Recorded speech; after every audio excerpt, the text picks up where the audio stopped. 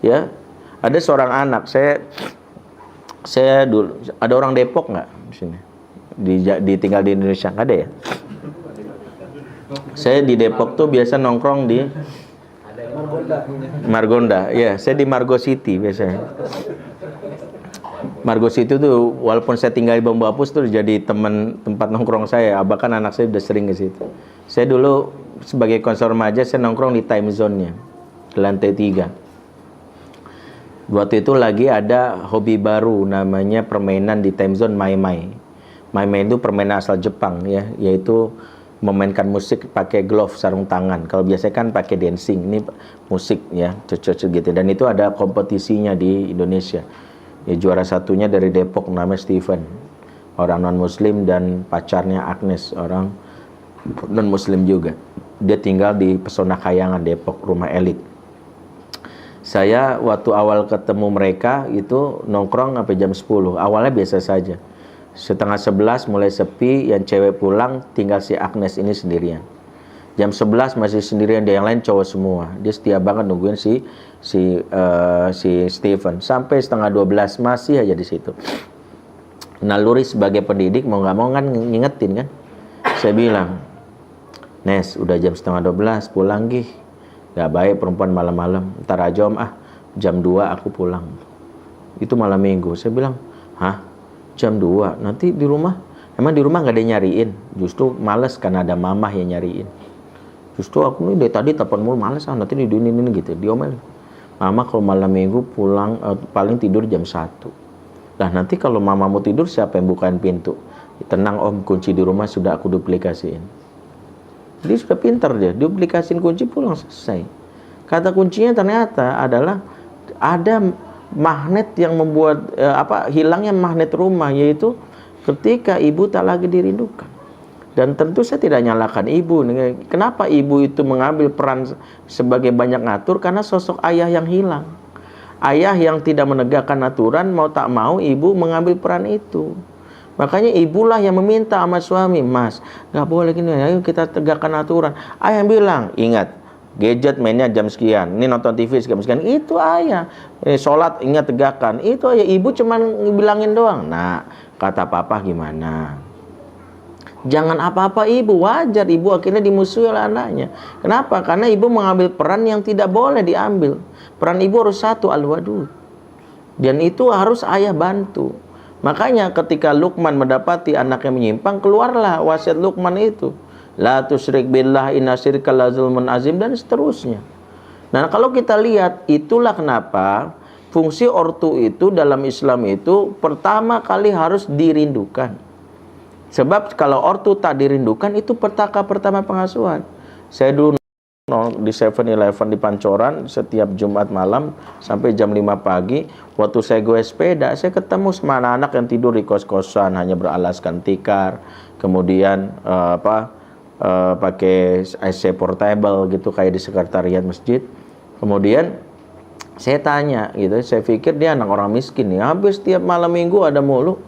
Saya pikir, ternyata kaget, sebagian besar anak orang kaya, anak pejabat, anak pengusaha, anak salah satu ketua partai. Saya tanya, kenapa sih betah banget di sini? Asik om. Kenapa sih nggak pulang? Males. Ya, malesnya itu kenapa? Bukan karena rumahnya kecil.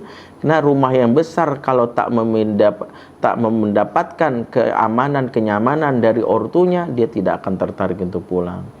Makanya ortu, ayah dan ibu beramai-ramai, bukan sekadar memikirkan bangunan fisik rumahnya, tapi juga membuat suasana yang nyaman agar menjadi magnet untuk anaknya.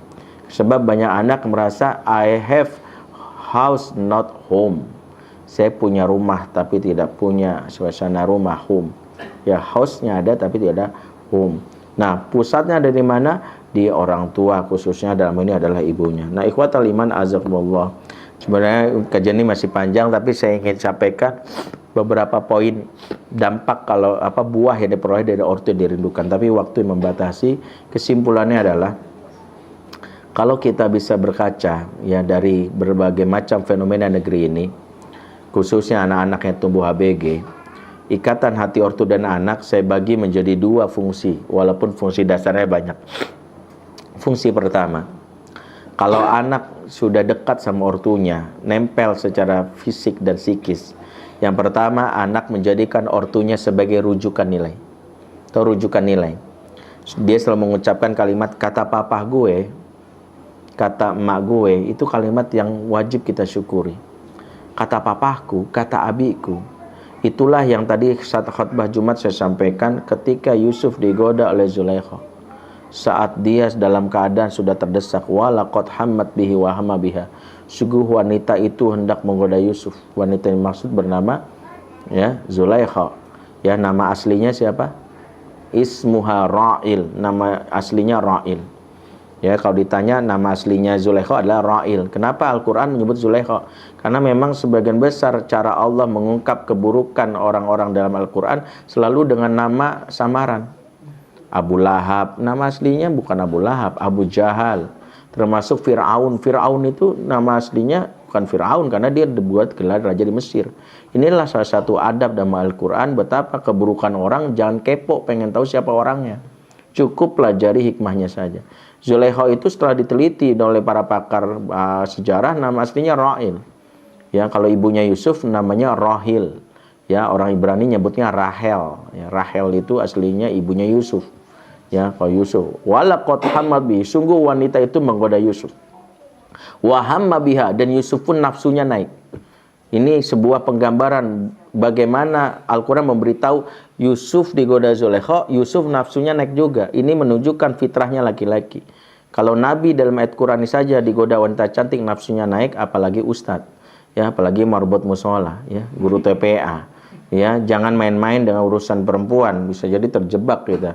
Maka ayat ini mengingatkan, laula ara burhana rabbi, seandainya tak ada petunjuk dari Tuhannya. Allah memberi petunjuk kepada Yusuf sehingga dia bisa terselamatkan dari yang namanya pengaruh jahat dari Zulaikha. Ya, sebagaimana Allah menjaga Nabi Muhammad supaya tidak melihat konser yang menunjukkan aurat, dibikin tidur sehingga Nabi Muhammad bangun tidur dalam keadaan acara sudah bubar. Bedanya dengan Yusuf, Yusuf tidak dibikin tidur. Tahu cara Allah memberi nasihat Yusuf? Disebutkan oleh Syekh Amin Asy-Syinkiti dalam kitab Al-Wayan, ra'a suratan Yaqub alaihissalam fil jidar. Yusuf mendadak melihat wajah ayahnya di dinding. Ayahnya hadir saat itu di dinding. Ya, Yusuf asalnya dari mana? Hah? Ya, dari Tangerang Yusuf Mansur. Yusuf dari Palestina. Akibat makar saudaranya dia terdampar di Mesir. Di Mesir nggak ada yang dia kenal. Tiba-tiba wajah ayahnya tuh kaget. Bahkan Imam Qatadah mengatakan mathalahu Yaqub ba'adan lasbu'aihi, nampak wajah Yakub menggigit kuda jari jemarinya seraya marah. Wa huwa yaqulu lahu, dan berkata, ya Yusuf atahumu bi'amali sufaha wa anta maktubun fil anbiya. Yusuf, kenapa kau lakukan perbuatan orang bodoh? Kamu tercatat sebagai nabi. Melihat ayahnya sangat cepat kejadian ini, dia langsung sadar dia tidak ingin mengkhianati nasab dia. Fantaza Allah kulla syahwatin kanat fi mufasilihi, maka Allah cabut syahwat dari setiap persediaan Yusuf. Dia tinggalkan tempat tersebut. Imam Ibnu Sirin juga mengatakan kalimat yang sama, kurang lebih redaksinya sama. Cuma bedanya Ibnu Sirin menyampaikan saat itu Yakub mengingatkan nasab yang ada dimiliki oleh Yusuf. Yusuf bin Yakub bin Ishaq bin Ibrahim Khalilur Rahman ismuka maktubun fil anbiya wa ta'mal amala sufaha. Banyak.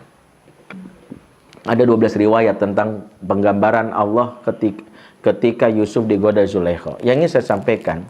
Syekh Amin Asy-Syinkiti mengatakan, inilah hebatnya hubungan ayah dan anak. Anak yang dekat dengan ayahnya akan menjaga supaya anak itu tidak mudah dipengaruhi di saat ABG. Kalimat saktinya adalah kalau digoda temannya, kata papaku nggak begitu. Ngerokok lu? Sorry, gue nggak ngerokok. Sekali doang? Enggak. Sekali doang? Enggak. Dasar lu bencong? Enggak. Kata bapak gue justru bencong banyak rokok. Jangan marah, kata bapak gue kan gitu ya. Kata bapak gue ini yang jarang dimiliki anak zaman now ini. Baru temennya bilang, bapaknya bilang, enak nggak begini? Apa-apa sotoy, kata temanku nggak begitu. Papanya salahin. Apa-apa so tahu, kata tukang bubur nggak begitu. Lah, masa bapaknya dibanding sama tukang bubur? Tentang tukang bubur naik haji, ya. Bapaknya baru naik angkot, jadi jangan gitu. Nah ini sering. Ya, yang pertama, kalau kita dekat secara fisik, apa-apa kata papa, kata mama, benar. Dari sisi ini artinya sebagai penyambung kebaikan, nilai parentingnya ada di sini. Yang kedua, dan ini penting khususnya di era zaman digital ini, kedekatan emosi ortu dan anak khususnya dengan ibu dan ayahnya adalah anak akan tidak punya rahasia atau privasi. Salah satu kiat mendidik anak di era milenial cuma satu, menjebol privasinya. Sehingga hati-hati kalau anak sudah mulai memprotek handphonenya. Kalau keluar kamar, lemarinya dikunci. Kalau keluar rumah, kamarnya digembok pakai rantai kapal. Ada tulisan, jika mendekat bom meledak. Wah, bahaya. Dia sedang memberi isyarat, mama, papa, urusan kita sebatas pemberi nafkah dan penerima nafkah aja. Urusan aku mau curhat, aku sudah punya teman. Urusan aku mau tahu tentang masalah seks, itu pacarku sudah ngajarin, waliyazubillah. Itulah kenapa anak-anak ABG nggak boleh punya privasi. Privasi bagi anak ABG sejatinya akan membunuhnya. Dan itu kejadiannya banyak. Ya, kalau saya ceritakan pengalaman saya nanganin seorang anak ustazah itu panjang. Tapi intinya anak ustazah ini sampai akhirnya menjadi korban perkosaan. Itu gara-gara dia berhubungan dengan seorang laki-laki di dunia maya. Dan dia selalu mengatakan nggak apa-apa, nggak apa-apa. Bahaya. Makanya kenapa? Nggak perlu anak itu dipaksa buka passwordnya. Dia akan cerita sendiri. Mama, masa di kelas tadi ada naksir aku. Masa sih? Iya mah, dia kirim puisi sama aku. Lihat tuh mah. Pangeran di Ponorogo. Alah, ini puisi perang. Itu apa? Emang kalau puisi cinta gimana tuh? Kalau puisi cinta kayak papa baru kirim kemarin. Mah, sudah ku transfer 100 juta. Itu puisi cinta. Singkat tapi jelek ke hati. Mudah-mudahan bapak-bapak sini udah pernah bikin puisi gini loh. Belum, Masya Allah. Kita doakan. Dan bapak-bapak sini tobat semuanya. Amin ya. Ya, ibu mau puisi yang kau bagi bulan purnama di keheningan malam, atau sudah ku transfer 100 juta? Selesai udah. Yang kedua ini lebih menarik bagi wanita. Anak akan cerita apa aja. Ya tadi aku di kelas kan gini-gini. Memang begitu kalau dekat. Apa yang terjadi kalau anak bisa cerita? Ya kalau baik bisa kita kuatkan, hebat. Kalau buruk kita bilang enggak begitu. Kok sama teman dipukul? Boleh marah tapi nggak dipukul. Lain kali nggak usah ya. Iya. Tadi sholat nggak? Nggak sempet. Nggak usah marah. Yang jelas dia terbuka. Karena memang itu, kita mengantisipasi keburukan dari lingkungan dari situ. Baik, itu saja, mohon maaf tidak ada sesi tanya jawab, besok saja lanjutkan. Udah 10:30, mata saya sudah berkunang-kunang, sudah masuk waktu bagian halusinasi tingkat tinggi ya. Mudah-mudahan bermanfaat. Aku qouli hadza fa astaghfirullah li wa lakum. Subhanakallahumma bihamdik asyhadu an la ilaha illa anta astaghfiruka wa atubu ilaik. Wassalamualaikum warahmatullahi wabarakatuh.